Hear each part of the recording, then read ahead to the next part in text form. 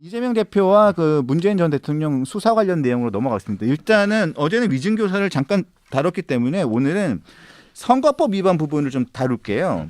자, 지난 6일 재판이 있었습니다. 결심 재판이 있었는데 결심 공판이 있었죠? 네, 있었어요. 그런데 이게 지금 그 이재명 대표의 선거법 위반이 그 주요 혐의가 두 개잖아요. 맞아요. 하나는 김문기 네. 처장님을 모른다. 모른다였던 게 하나고, 하나는 백현동 관련해가지고 국토부가 협박을 해가지고 협박을 해서 어쩔 수 없이 용도 변경을 해줬다. 요 두 개잖아요. 근데 그날은 6일 있었던 그 심리를 열렸던 피고인 마지막 신문에는 요 내용이 길어지는 바람에 백현동 관련 신문은 못했어요. 못해가지고 30일, 그러니까 이번 30일이죠. 9월 30일 그 재판을 오후 2시인데 오전에 땡겨가지고 피고인 신문을 한 번 더 하고 그날 아마 결심을 하는 것 같아요. 그렇죠. 아직까지 결심 공판이 아직 안 된 거죠. 결심 공판을 30일 날 하는 걸로 돼 있어요. 그렇죠. 그러니까 마지막 결심 공판은 30일로 돼 있는데 일단은 6일에 지금 지난 6일에 관련돼 가지고 재판이 한 번 있었습니다. 여기서 굉장히 재밌었던 내용들이 여러 가지가 있는데 간단하게 말씀드리면 기억이 안 난다는 얘기를 계속합니다. 이재명 대표가. 요거 간단하게 그 사건 개요하고 내용을 간단하게 설명을 좀 해주세요. 이게 어떤 사건이고, 그리고 요 내용이 계속 기억이 안 난다고 계속 얘기를 하거든요. 기억이 안 난다. 네, 이게 이제 그 공직선거법에 보면은 허위사실 유포죠. 그러니까 일반적으로 우리가 허위사실을 적시했다 해서 바로 죄가 성립되지는 않아요. 그렇죠. 그러니까 이게 명예훼손 같은 경우도 이제 특정성이 있고 허위사실을 적시해서 명예를 훼손해야 성립되는 건데, 이게 허위사실을 이야기해서 죄가 성립되는 건 이제 공직선거법에 딱 이게 있습니다. 그래가지고 이제 공직선거법에 따르면은 허위사실을 유포한 것에 대해서는 선거법 위반으로서 형사처벌이 될 수 있고 100만 원 이상의 당선 무효형이 주어질 경우에는 이제 그 선거비용 보전받은 것도 이렇게 돌려내야 되는, 추징으로 이렇게 돌려내야 되는 그렇죠. 이러한 것들이 이제 주어지는 겁니다. 그래서 굉장히 중재가 되는데, 지금 이 부분에 있어서 이 당시에 골프도 같이 치고 했던, 낚시도 같이 하고 했던 바로 이 고 김문기 씨죠. 이 고 김문기 씨에 대해서 이 이재명 대표가 이 선거 기간 중에 이에 대해서 모른다고 얘기를 한 겁니다. 그렇죠. 모른다고. 네, 나는 이 사람을 모른다라고 얘기를 한 거죠. 근데 모른다고 얘기하기에는 너무나 그 골프, 낚시 같은 이와 같은 정황 증거들이 너무나 확실하게 있는 거예요. 거기에다가 같이 사진 찍은 것도 있잖아요. 네. 그러니까 이러한 것들이 이제 그 제시가 되니까 이 공판정에서 이에 대해서 신문을 하면서 물어본 겁니다. 그러면서 이제 그 호주 출장을 같이 갔어요. 거기서 이 김문기 씨와 손을 맞잡고 나무 둘레를 이렇게 재는 사진을 검찰이 딱 제시를 한 겁니다. 그 사진을 딱 제시를 하는데 둘이 이렇게 손잡고 이렇게 있는 사진이 이렇게 나온 거예요. 그러니까 이제 뭐라고 얘기를 하냐? 사진 담당 공무원이 열흘이 넘는 기간 동안 찍은 2,000여 장의 사진이 있는데 그중 20장에서 이렇게 나온다. 이렇게 얘기를 하는 거죠. 그거는 좀 정말 그래도 모를 수가 있나요? 네, 20장에서 나온다. 지금 보면 몇 명 되지도 않아요. 그렇죠. 몇 명 되지도 않는 인물들 속에 있는데 지금 뭐 2,000장 중에 20장 정도밖에 안 되고, 그리고 직원들이 이거는 정말 이분이 제대로 본인을 이제 연예인이라고 생각하는 게 아닐까. 그렇죠. 스타 연예인. 이렇게 얘기를 합니다. 직원들이 시장을 만날 기회가 거의 없어. 그렇죠. 이런 기회가 되면 사진을 찍으러 쭈뼛 다가온다. 정말 진짜 저는 이제 유가족분들이 제일 마음이 아플 것 같아요. 이런 이야기를 들었을 때. 그렇죠. 그분과 관련해서 유가족들이 뭐라고 하냐 하면은 김문기 씨가 그때 이제 호주 그리고 또 그쪽으로 다녀온 다음에 갔다 오면서 그 어떻게 보면 국제 전화로 전화했다는 거 아니야. 오늘 너무 재밌었다고. 그러면서 이제 이재명 시장님하고 골프도 치고 뭐 이런 얘기 하지 않습니까? 그런 것을 얘기를 하면서 돌아가신 다음에 평소 때 그러니까 김문기 씨의 유족 특히 자녀들이 얘기했던 걸로 기억나는데 아버지의 증언에 따르면은 이재명 시장님이 정말 대단한 사람이다. 어떻게 기억력이 참 좋다. 어떻게 했더니만 성남시 예산을 1,000만 원 단위까지 줄줄이 웬다고 했습니다. 예. 그러니까 기억력이 굉장히 비상한 사람이라고 얘기를 했고 네. 이재명의 장비라고 할 수 있는 유동규 씨의 증언에 따르면은 그때 얘기했던 것처럼 호주로 이제 그 트램이나 이런 것들 그 성남의 트램이라고 해서 이제 전차 놓는 거 그거 선진지 견학 간다는 명목으로 사실은 놀러 간 것 아니겠습니까? 그렇죠. 그 과정에서 이 실무 누가 갈지를 그 당시에 유동규 씨가 사람을 골랐다고 합니다. 그때에 유동규 씨가 이게 눈치도 없이 진짜 일하러 가는 줄 알고 진짜 일하는 사람들을 이렇게 넣었더니만 이재명 대표가 이재명 대표하고 그때 그 이재명의 그 오른팔이라고 할 수 있는 정진상이 좀 편한 사람 넣어라고 하면서 원래 가려고 했던 사람 아웃시키고 그 중에 그 이재명 대표가 편하게 가서 골프도 치고 할 수 있는 이 김문기 씨를 넣었다는 거예요. 그렇죠. 그런 증언이 있죠. 그렇죠. 네. 그리고 그 사진 중에 보면은 저거 있죠. 바닷가에 찍은 사진에 보면은 모자를 쓰고 모자창에 보면은 골프 볼 마커가 이렇게 그렇죠. 돼 있는 게 있습니다. 네. 그래서 그게 보면은 현장에 가서 모자를 산 게 아니고 가서 골프를 치기 위해서 평소 때 가지고 있는 골프 모자하고 이런 것들 다 가지고 갔다는 거예요. 그렇습니다. 네. 그렇기 때문에 미리 가면서 골프 관련되는 것 공까지도 다 준비를 했다고 하더라고요. 유동규 씨가. 그렇게 해서 골프 치는 사람까지 다 했는데 그중에서 그 많은 사람들 중에 공식 일정 빼고 3명이서 이재명 그리고 김문기 그리고 유동규 3명이서 골프 쳤잖아요. 네. 그러면은 골프 칠 때 편한 사람하고 골프를 치겠어요? 어려운 사람하고 골프 치겠어요? 그렇기 때문에 김문기 씨 같은 경우에는 그 사업, 대장동 사업과 관련해서 굉장히 중요한 역할을 하고 있었고 이재명 대표가 실질적으로 잘 알고 있었던 것이죠. 더불어서 한 가지 지금 민주연구원장 하고 있는 이한주 그리고 돌아가신 김문기 씨 그리고 이재명 대표 세 사람의 공통점이 뭔지 아세요? 성남에 있는 지금의 가천대 예전으로 얘기를 한다고 하면은 경원대 동문입니다. 네. 예. 그리고 지금 이한주 경기 연구원장이었다가 지금 현재 민주연구원장은 가천대 교수였고 김문기 씨도 가천대 교수였던 것으로 알고 있고 이재명이 가천대 그러니까 경원대 행정학과에 석사학위 받은 사람들이잖아요. 그렇죠. 거기서 또 인연이 있죠. 그 인연이 다 있는 거예요. 한마디로 성남에 있으면 변호사를 하면서 성남시에 있는 변호사로서 그 성남 지역에 있는 그 경원대와의 네트워크 그걸 그대로 성남시 그리고 경기 그리고 지금의 그 이르기까지 다 아주 직접적인 관련이 있는 사람인데 이거를 모른다? 골프는 쳤는데 그 친 사람은 모른다? 술은 마셨는데 음주운전 안 했다는 것과 다를 바 없는 사실상 위증인 것이죠. 굉장히 그 최진영 변호사님 말씀처럼 되게 재밌는 얘기가 하나 있는데 이게 우리 네. 변호사들 입장에서는 이게 정말 정제된 표현 진짜 이재명 변호사가 변호사로 활동할 때 이런 점에서 나름대로 업계에서 인정을 받았을지도 모르겠다 하는 그런 진술이 있어요. 이런 진술이요? 진짜 재밌는 진술인데 제가 이 진술이 진짜 재밌었는데 이렇게 이야기를 합니다.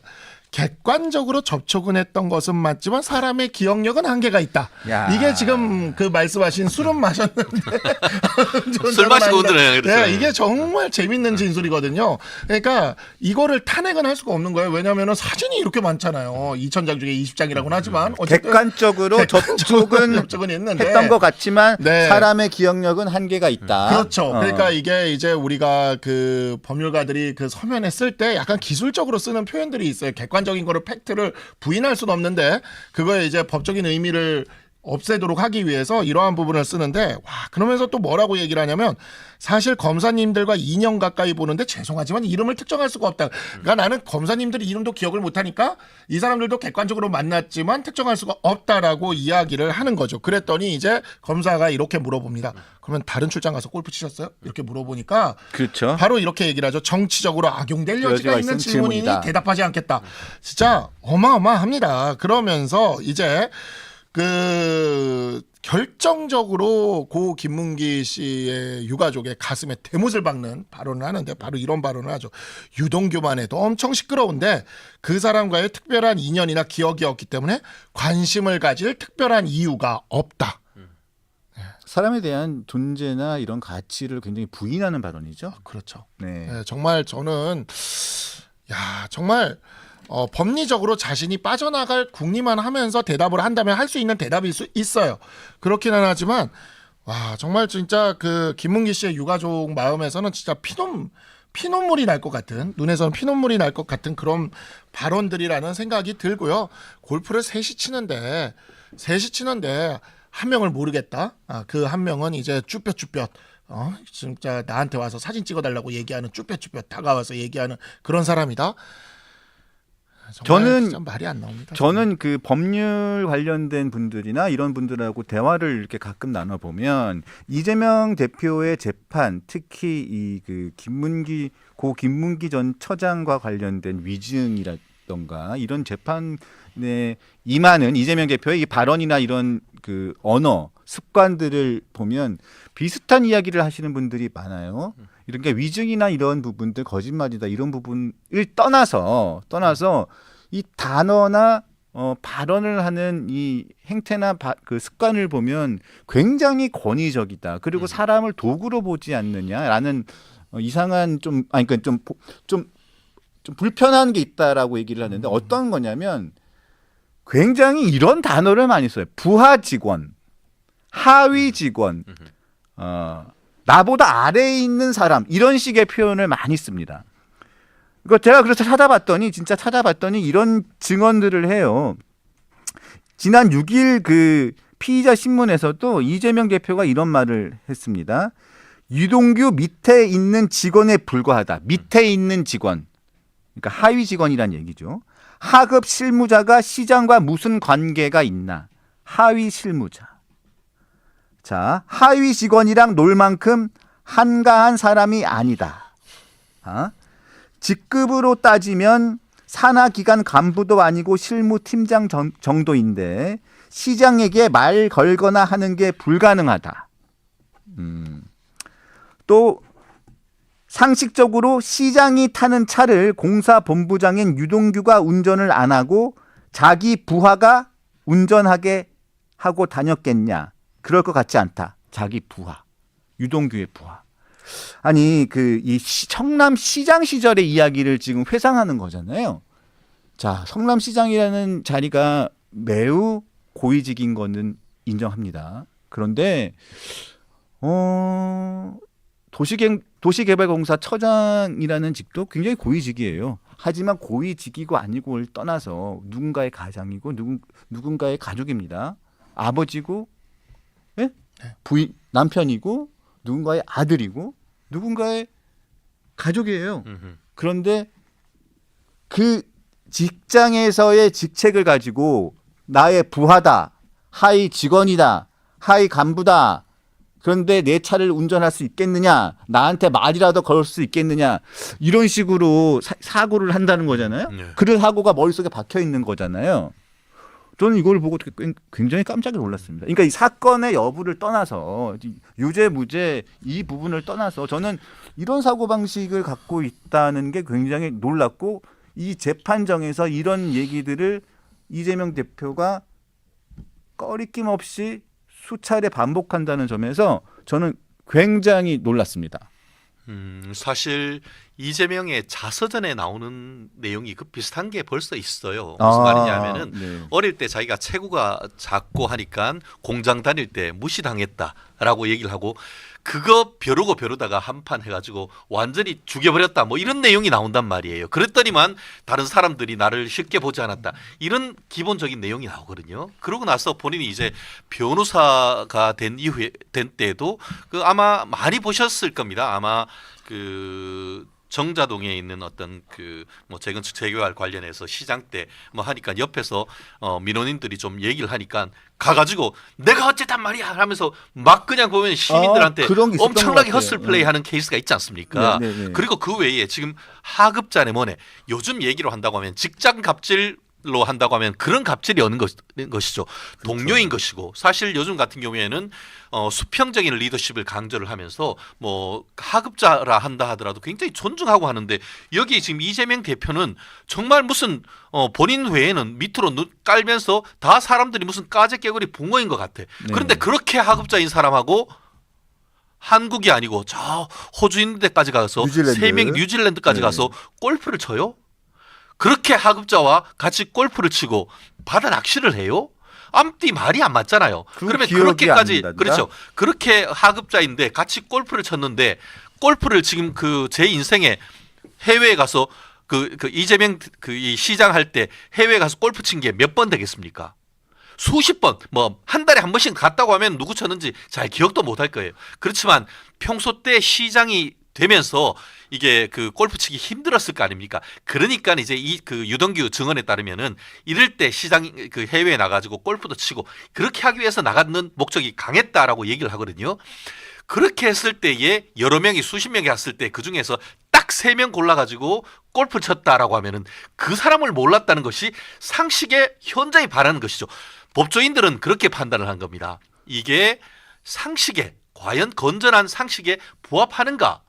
시장으로서 전체 어떤 예산의 1,000만 원 단위까지 기억을 하고 다 했던 사람이 10박 11일 해외 그 어떻게 보면은 그 출장을 가서 그 중에 자기들끼리 나와서 골프를 쳤는데 그 사람을 몰랐다는 것이 과연 상식에 맞는가? 이런 기준으로 본다고 하면은 그것이 유죄인지 무죄인지 위증했는 것인지는 아주 쉽게 판단할 수가 있는 것이죠. 네. 지금 말씀하신 거, 차장님께서 말씀하신 거와 관련돼서는 제가 진짜 이걸 꼭 좀, 그러니까 저는 그래, 우리나라 그 진보, 소위 말하는 좌파, 뭐 탈권위, 평등, 이것을 강조하는 이러한 집단, 뭐 언론을 포함해서 어떻게 이에 대해서 문제 제기를 안 하는지 모르겠어요. 지금 말씀하신 것과 관련돼서 왜 그러냐면 지금 노동부 장관으로 계시는 김문수 전 경기지사 네. 도지사입니다 한마디 가지고 얼마나 조롱을 당했습니까? 그렇죠. 얼마나 정말 진짜 이루 말할 수 없는 권위주의의 무슨 적인 것처럼 얼마나 떠들고 그랬습니까? 근데 지금 이런 식의 부하 직원이 어쩌고 저쩌고 이런 식의 발언들 김문수 전 경기도지사의 도지사입니다 발언에 비하면 이게 이 발언들 하급 실무자 뭐 하위 직원 이런 식의 표현들 내 자기 부하 이런 표현들은 정말 훨씬 더 심한 거거든요. 훨씬 더 심한 거.